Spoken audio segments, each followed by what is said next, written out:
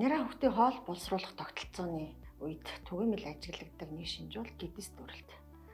Няраа хүүхдийн гидс дүрэлт маань төрсний дараа эсвэл амьдралын 2-оос 3 дахь 7 хоногоос эхлэн аз болоход хүүхдийн маань гидс дүрэх завар амьдралын 3-аас 4 сартад айжин багсаж арилдаг хэдий ч зарим үед бол 5-аас 6 сар хүртэл үргэлжлэх тохиолдол байдаг. Хүүхдийн гидс дүрэхэд нөлөөлдөг түгээмэл хэд хэдэн шалтгаанууд байдаг.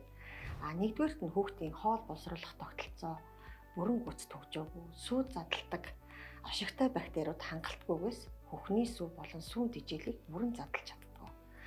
Хоёрдугаарт нь бол хүүхдийг буруу тэрвэрч хүүлэх.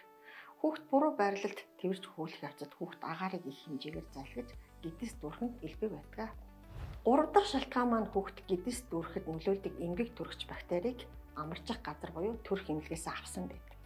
Дөрөвдүгээрт нь хүүхдийн гидс дүрэхэд нөлөөлдөг хүнсний бүтээгдэхүүнүүдийг ээж сонгоор хэрэглэдэг.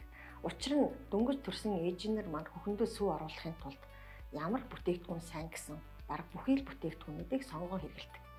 Эдгээрээс зарим бүтээгдэхүүнүүд маань хүүхдийн ходоод гидсийг хямраагаад гидс дүрэхэд нөлөөлдөг байна. Тав дахь шалтгааны хувьд бол хүүхдийг дагнан сүүн тэжээлэр хооллох явдал.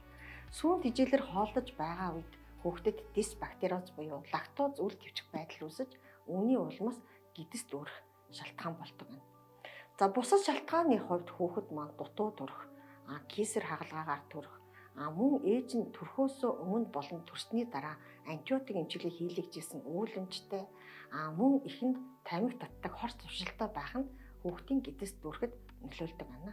Дээрх олон шалтгаануудын аль нь таны хүүхдийн гидсийг дүрэхэд нөлөөлж буг тодорхойлсноор зөв арга хэмжээ авч за өөрийг хурдан хугацаанд багасгах боломжтой